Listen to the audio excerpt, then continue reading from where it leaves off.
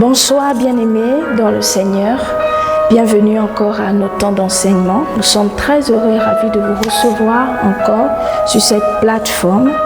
Merci de vous connecter chaque mercredi soir pour prendre encore cette parole qui nous fait du bien.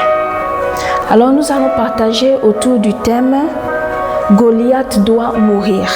Nous verrons tour à tour qui est Goliath, pourquoi ce thème, qu'est-ce qu'il fait, comment influence-t-il notre marche et pourquoi le tuer. Alléluia. Nous allons prier. Père, dans le nom puissant de Jésus, je te bénis et te rends grâce. Merci encore pour ta parole. Merci pour cette parole qui est esprit et vie. Elle est là et elle nous fortifie. Elle nourrit notre âme, notre esprit encore. Et elle nous donne, Éternel Dieu de gloire, de demeurer ferme dans cette marche avec toi, dans l'espérance et dans la foi. Merci encore parce que tu pourvois au quotidien pour nous, que nos vies soient transformées et changées pour la seule gloire de ton nom, dans le nom puissant de Jésus. Amen. Nous allons lire dans le livre de 1 Samuel, et la version c'est Louis II. 1 Samuel chapitre 17 à partir du verset 11. À partir du verset 1, excusez-moi. Les Philistins réunirent leur armée pour faire la guerre et ils se rassemblèrent à Soko, qui appartient à Juda. Ils campèrent entre Soko et Azekah, à Éphèse d'Amin. Saül et les hommes d'Israël se rassemblèrent aussi. Ils campèrent dans la vallée des Térébintes et ils se mirent en ordre de bataille contre les Philistins. Verset 3.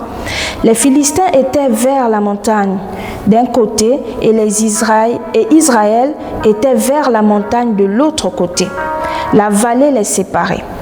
Un homme sortit alors du camp des Philistins et s'avança entre les deux armées et il se nommait Goliath. Il était de Gad et il avait une taille de 6 coudées et un empan. Sur sa tête était un casque d'airain et il portait une cuirasse à écailles de poids de 5000 cycles d'airain. Verset 6.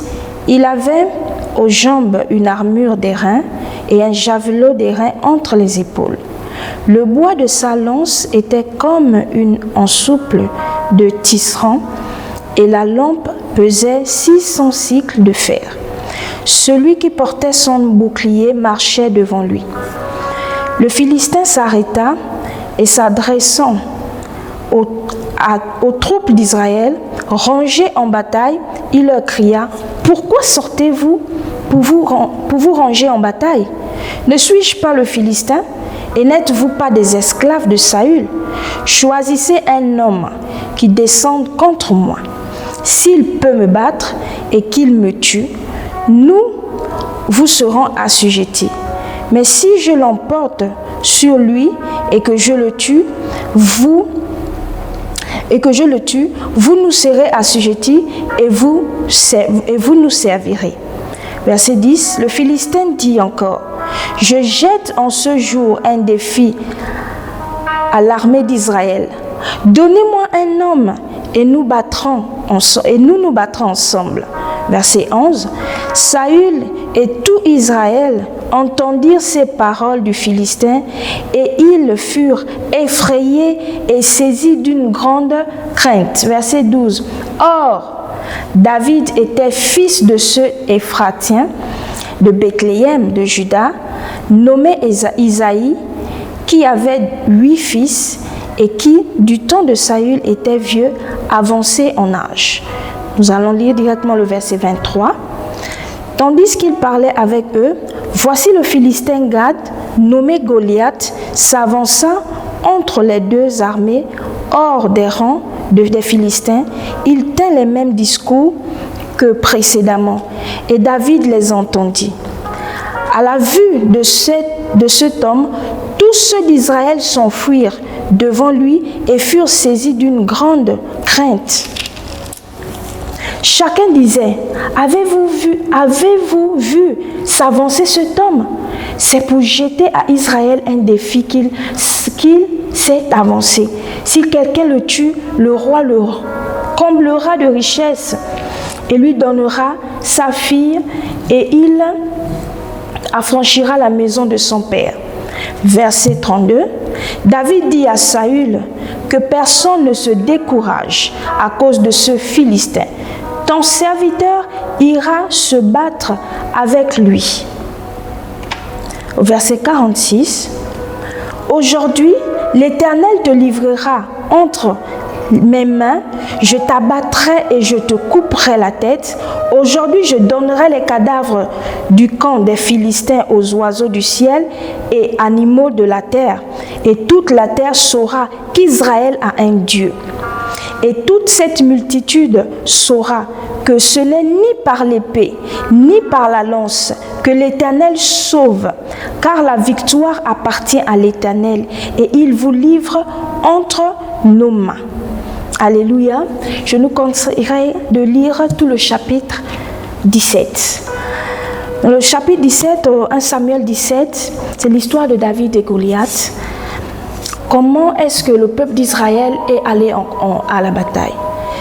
J'aimerais attirer notre attention là-dessus sur qu'est-ce que peut représenter Goliath? Qui est Goliath? Est-ce que la stratégie que Goliath utilisait pour oppresser et vaincre le peuple d'Israël? La Bible dit que les deux armées allaient sur le camp et chacun était sur une montagne.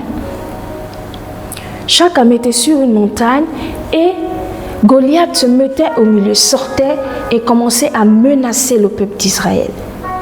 Il méprisait le peuple d'Israël. Il y a une précision sur Goliath et qu'il était grand de taille. Et non pas seulement grand, il était aussi grand en orgueil. Il était vraiment arrogant et par le défi qu'il a lancé au peuple d'Israël, nous soulevons qu'il était vraiment arrogant et méprisait le peuple d'Israël et leur Dieu. Et face à ça, le peuple d'Israël était frappé, était troublé.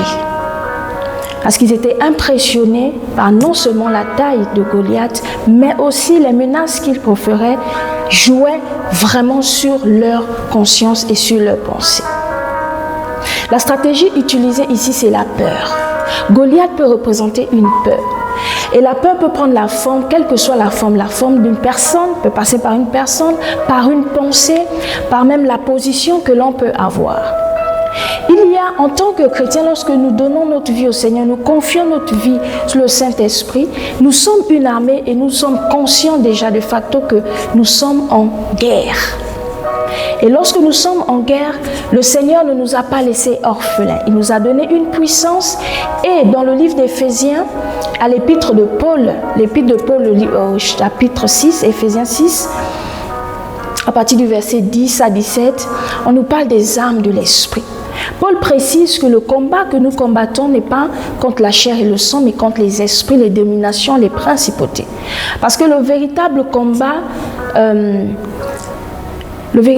a déjà été remporté par Jésus. Ce combat a été remporté par Jésus et ce qui nous revient, c'est de tenir ferme.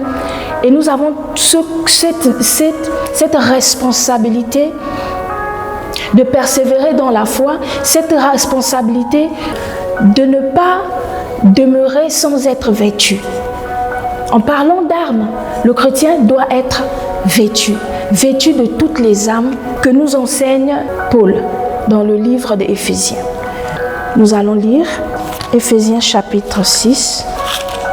Paul dit: car nous n'avons pas à lutter contre la chair et le sang, mais contre la domination, contre les autorités, contre les princes de ce monde, des ténèbres, contre les esprits méchants, contre les esprits méchants dans les lieux célestes. C'est pourquoi prenez toutes les armes. Il nous conseille au verset 14 d'être revêtus de la vérité, d'avoir au rein la vérité pour ceinture, d'avoir une cuirasse de justice, d'avoir comme chaussure le zèle qu'apporte de l'évangile, que donne l'évangile de paix, d'avoir le bouclier de la foi et de prendre le casque du salut et avoir aussi l'épée de l'esprit. Goliath, pour avoir le peuple d'Israël, il est passé par la peur. Et c'est ce qui a vraiment intimidé le peuple d'Israël. Le diable, lorsqu'il L'ennemi, lorsqu'il vient nous attaquer, il ne vient pas lorsque nous sommes dans des périodes où nous sommes vraiment dans notre apogée, nous sommes forts. Il vient dans des moments de déclin spirituel, il vient dans des moments de sécheresse. Et lorsqu'on regarde l'histoire, c'était le moment, leur chef, Saül, était oppressé par un démon. Il avait déjà cette lutte interne. Et lorsque Goliath vient et il méprise le peuple d'Israël, il non seulement est d'abord fier de sa nationalité parce qu'il ne suis-je pas philistin et vous, n'êtes-vous pas esclave de Saül? Or, Saül est déjà oppressé par un démon. Saül est déjà abandonné par le Seigneur. Saül n'est plus sur la voie de Dieu. Il n'est plus dans le cœur de Dieu. Et donc, le peuple d'Israël est déjà apeuré, prend peur. Pourquoi déjà? Leur roi est un roi qui est déjà vaincu. Secondo, Samuel qui avait l'habitude d'être là et d'offrir une offrande au Seigneur et d'avoir une instruction avant la bataille était absent. Et ajouté aussi au mépris et aux menaces. L'exhortation ce soir qui nous conduit à dire qu'il faut tuer Goliath, c'est de refuser, de ne pas accepter la peur, de ne pas laisser la peur se mettre entre la victoire que le Seigneur met au-devant de nous et la saison que nous devons traverser. Nous voyons que les deux armées étaient positionnées. On disait que chaque matin, le peuple d'Israël se mettait en rang. Ils étaient prêts d'une certaine manière à combattre. Mais ils s'abandonnaient à chaque fois lorsque Goliath se présentait devant cette armée et les menaçait. Et donc, ils se rétractaient. Ils étaient pris de peur. Et il y a un qui disait, à la vue de cet homme, tout Israël, au verset 24, à la vue de cet homme, tout Israël s'enfuit devant lui et fut saisi d'une grande crainte. Goliath, c'est cette pensée-là qui vient te dire que tu n'es pas capable. L'objectif de Goliath, lorsqu'il lance ses menaces, c'est pour te décourager. L'objectif de cette pensée, c'est de dire « je ne suis pas capable, je suis d'une certaine catégorie dans la société, je ne suis pas digne d'arriver à ce poste de responsabilité, je ne suis pas assez qualifié ». Ce Goliath, c'est cette pensée-là qui vient et qui t'empêche de voir, d'accéder à la victoire ou au miracle de Dieu. À chaque fois que le Seigneur nous fait passer à une saison, il y a une bataille que nous devons, il y a un effort que nous devons fournir. Le Goliath de Samuel, c'était la peur. Samuel avait peur et cette peur a fait en sorte que son don, le don qu'il avait, puisse s'éteindre.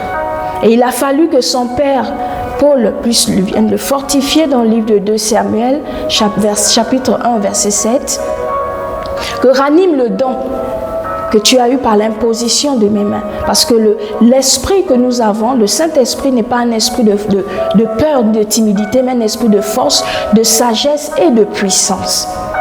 Alors Goliath, qui est cette pensée-là, qui vient et qui t'affecte, et qui vient et qui te paralyse, t'empêche de manifester le don de Dieu. Nous pouvons dire qu'au niveau de Gédéon aussi, il se regardait comme petit, comme pauvre. Parce que lorsque l'ange est même venu vers lui, il disait que je suis le plus petit, je suis de la famille de Benjamin, la plus petite famille d'Israël et la plus pauvre. Goliath, c'est cet obstacle-là qui se met entre toi et la réponse que le Seigneur et l'exaucement. Et là où le Seigneur veut que tu atteignes. Nous voyons avec Josué, lorsqu'il fallait aller à Canaan, il y avait Jéricho. Le mur de Jéricho pouvait être là. On pouvait considérer le mur de Jéricho comme un Goliath. Et nous voyons qu'avec l'aide du Seigneur et les instructions de Dieu, le mur a été effondré. Qu'est-ce qui fait en sorte que nous sommes parfois paralysés et que notre pensée est souvent atteinte? C'est parce que nous prêtons attention. Il y a une porte qui donne accès à nos pensées, c'est notre pensée est atteinte par des sens, par la vue, soit par le toucher ou par l'odorat, ou aussi par lui. Pour le cas de l'espèce, Goliath influençait, intimidait le peuple d'Israël au travers des menaces qu'il lançait. Il les intimidait par la vue, par déjà son aspect.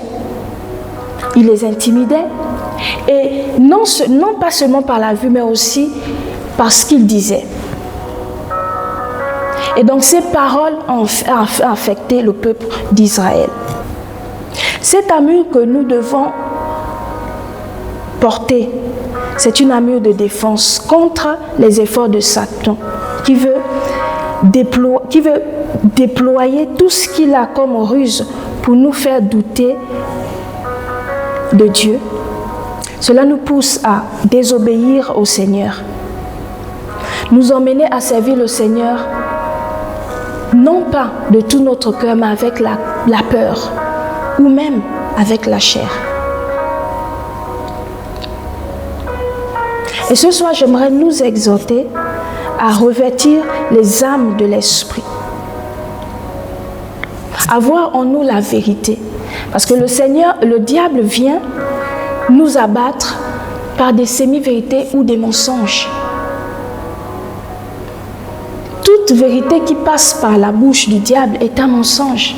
Elle est empreinte de ruse. Pourquoi tuer Goliath?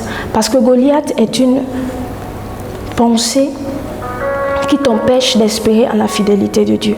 Face à un examen, nous avons parfois ce qu'on appelle le trac ou la peur. Mais la foi n'exclut pas d'avoir une certaine forme de peur. Mais que la foi que nous avons en notre Seigneur nous pousse à aller au-delà. Nous pousse à aller au-delà de cette peur.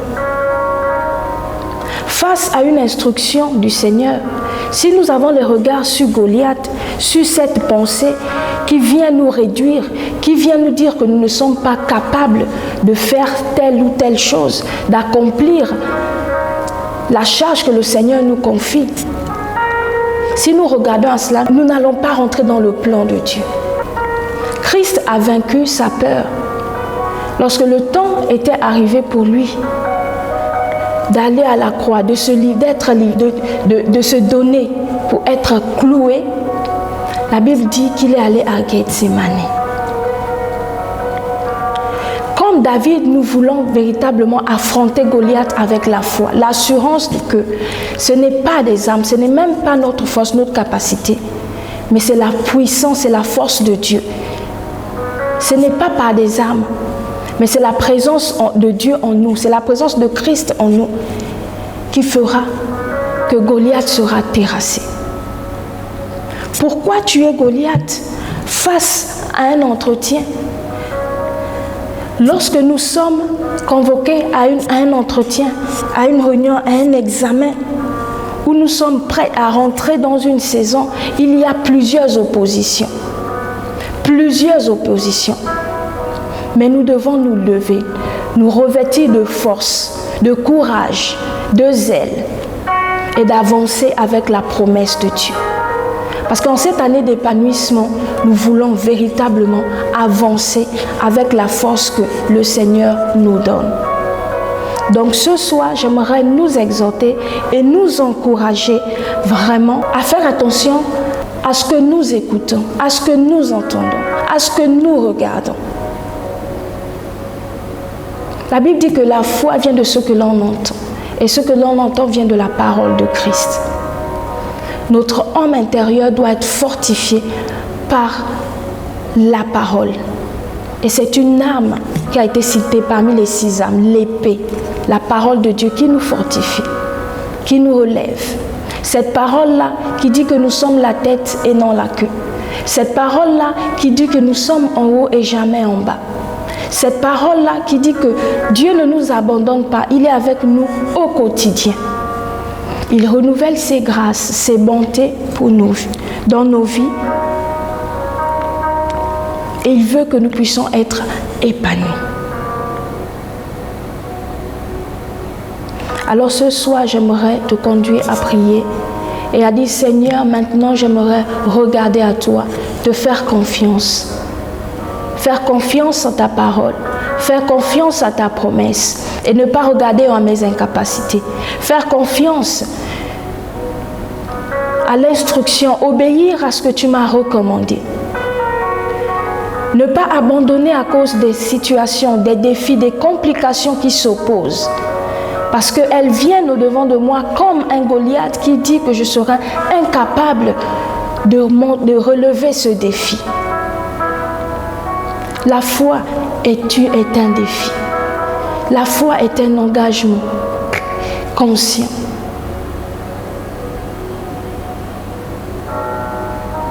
Seigneur, je te bénis et te rends grâce. Merci encore pour ton peuple. Merci pour quelqu'un qui décide maintenant de se lever avec toi. Merci encore parce qu'elle ne prête pas attention. David disait que n'écoutez pas, ne prenez pas à cœur ce que le Goliath dit. Les menaces de Goliath ont fait oublier au peuple d'Israël que Dagon, le visage de Dagon était franc contre terre. Que le Dieu de Philistin avait été renversé par l'arche de l'Éternel. Par les menaces de Goliath, le peuple d'Israël a oublié que Nathan avait à lui seul battu une garnison de Philistins. À cause des menaces de Goliath, le peuple d'Israël a oublié que tu leur as fait traverser le désert, la mer Rouge. Tu as englouti Pharaon et son armée. Face à Goliath, parfois nous sommes emmenés à oublier les exploits que nous avons déjà expérimentés avec toi. Face à Goliath, à ses pensées d'infériorité, nous oublions parfois qu'à un certain moment de notre vie, nous avons expérimenté une visitation. Alors comme David, nous voulons dire ce soir que le Dieu qui m'a délivré de la main de l'ours et du lion me donnera la victoire sur ce Goliath. Et à partir de ce soir, nous proclamons que maintenant nous sommes plus que vainqueurs. Parce que nous ne combattons pas pour la victoire, nous sommes déjà victorieux par Christ Jésus. Mais nous serons davantage fortifiés. Saül, parce qu'il était déjà abattu, avait enlevé son arme, son armure. Nous ne voulons pas, à cause d'un péché, à cause d'une erreur, à cause d'une déception, d'un échec, abandonner cette armure de qualité, cette armure puissante. Nous voulons être fortifiés. Nous voulons davantage nous lever et combattre avec toi. Que la gloire et l'honneur te reviennent dans le nom de Jésus. Amen.